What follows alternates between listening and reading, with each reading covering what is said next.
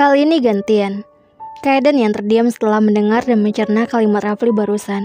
Pikiran Kaiden kini melayang jauh pada sosok cewek yang selalu berdiam dalam benaknya setiap waktu, Revalina. Sosok wanita yang membuat Kaiden bisa merasakan kembali bagaimana rasanya jatuh cinta. Ya, wanita itu berhasil membuat Kaiden gila. Bahkan jika harus memilih antara nyawanya dan nyawa Revalina, ia akan menyerahkan segala yang ia miliki demi melindungi gadisnya. Kaiden menyentuh rambutnya, kemudian beralih mengusap wajahnya sambil mengatur nafas sejenak. Gue gak mau bahas Revalina. Dan, omong Rafli terhenti ketika pintu ruangan kerja Kaiden dan Revalina yang menjadi tempat berbincang tiba-tiba terbuka. Di ambang pintu, ada Revalina yang kini berdiri menatap ke arah mereka, bersama Ganda yang berdiri tepat di belakangnya. Nah, Rafli sedikit terkejut dengan kehadiran Revalina. Maaf ganggu, aku mau masuk sebentar aja. Cewek itu melemparkan senyuman kecil dan melangkah masuk ke dalam sana sambil membawa sebuah amplop putih. Ia melirik Kaiden sesaat lalu kembali melanjutkan langkah, berjalan menuju meja kerjanya untuk meletakkan amplop itu di atas sana. Mata Rafli jelas membulat setelah membaca tulisan besar yang tertera jelas di depan amplop tersebut. Surat pengunduran diri. Kaiden yang ikut kaget langsung mengalihkan pandangannya pada surat itu. Lo mau berhenti kerja? Revalina mengangguk. Iya. Kenapa nah? Rafli panik. Revalina tersenyum lagi. Kali ini senyumannya terlihat tipis dan sendu. Dia menggeleng samar lalu matanya menatap Kaiden. Kaiden, panggilnya. Tetapi Kaiden tak merespon dan malah membawa muka. Makasih ya buat semuanya. Revalina melanjutkan. Aku senang bisa ketemu kamu. Makasih udah jagain aku. Makasih udah pernah perhatiin sama aku. Nanti aku akan terus berdoa supaya kamu bahagia terus sama Chelsea dan keluarga kalian. Kalau aku boleh bilang, aku sayang sama kamu. Mendengar kalimat itu hanya membuat hati Kaiden semakin terluka. Tak sanggup bila harus mendengar kelanjutannya. Kalau dia boleh bilang, ia juga sangat menyayangi perempuan itu. Sangat amat menyayanginya. Sampai ketemu di kita yang lain ya. Nah, lo kenapa berhenti kerja? Rafli bertanya lagi. Rafli juga, makasih ya. See you lagi di titik terbaik. I will miss you guys. Revalina, Ganda yang dari tadi berdiri di ambang pintu memanggil. Ayo kita ke airport sekarang, pesawat kamu sebentar lagi mau berangkat. Hah? Kedua bola mata Rafli makin melotot hendak keluar. Lo mau kemana, nah?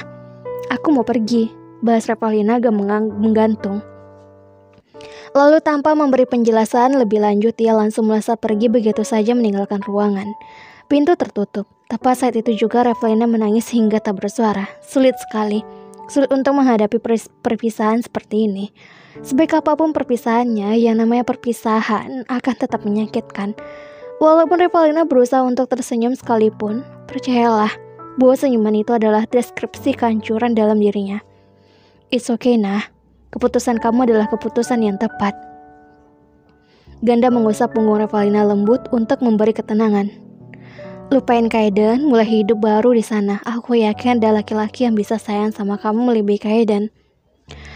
Untuk kesekian kalinya dalam hari ini, Revalina lagi-lagi menghela nafas berat. Ia menyisir rambut panjangnya di depan cermin, kemudian menyingkap rambutnya ke belakang. Rambut coklat panjang yang di curly hingga menimbulkan kesan elegan. Sebenarnya, ia ingin mengubah gaya rambutnya, tetapi agak ragu karena dirinya masih sangat menyukai rambut coklat panjang ini.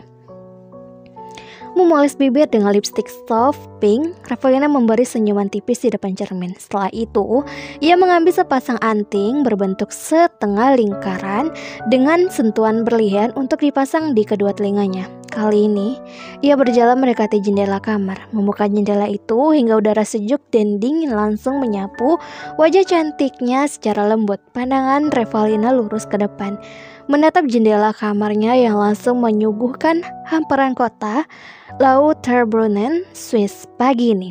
Suasananya masih menenangkan seperti biasa, memberi kenyamanan tersendiri bagi Revalina yang memang sedang membutuhkan waktu. Revalina melipat kedua tangannya di depan dada, namun matanya tak lepas sedikit pun dari jendela kamar. Kenapa gak ketuk pintu?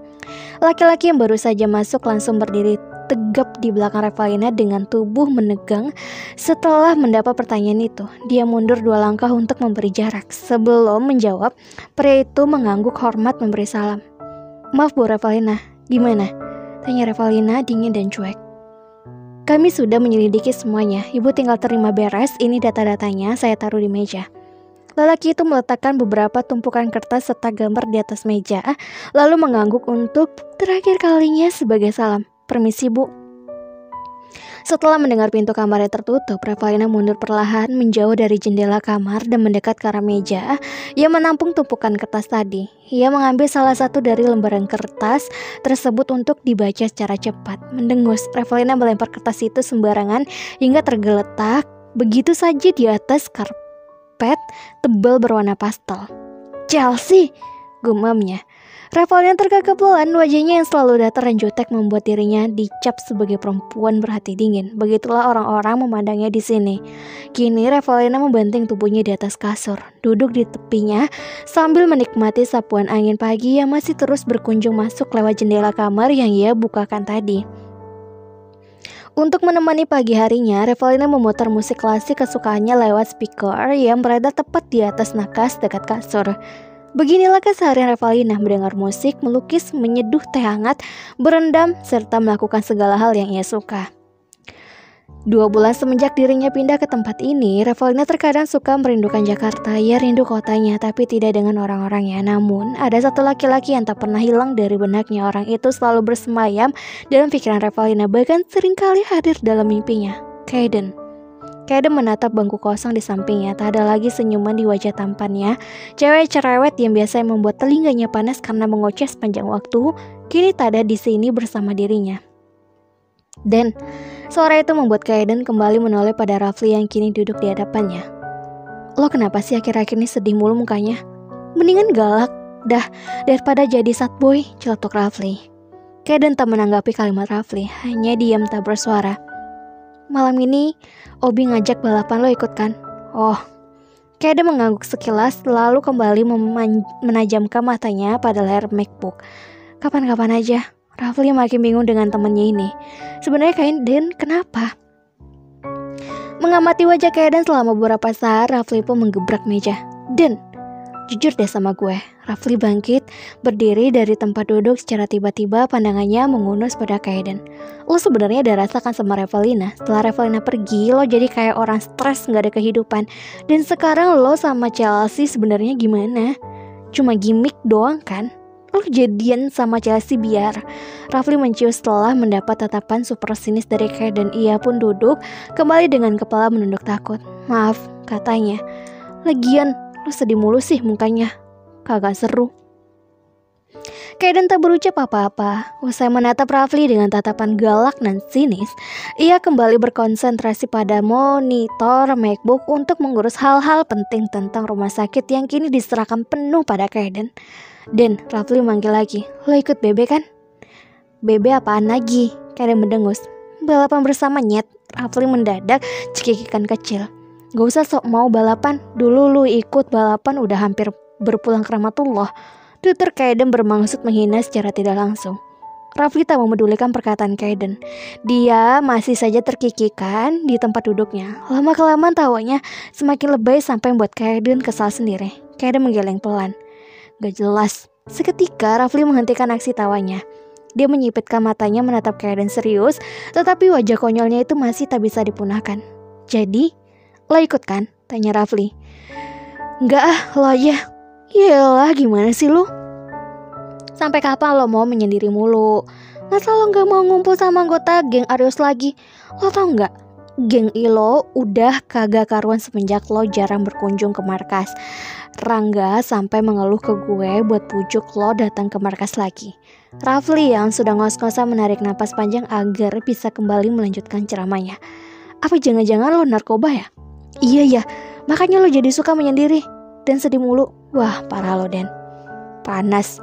Satu tangan Kaiden akhirnya mencitak kepala Rafli kuat. Mulut nggak difilter dulu kalau ngomong heran.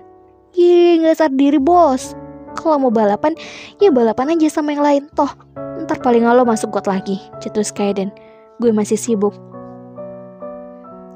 Masa sahabat sejati lo ini balapan tanpa lo sih? Teriak Rafli dramatis. Gak bisa sibuk. Gue traktir ayam geprek deh habis ini, oke please.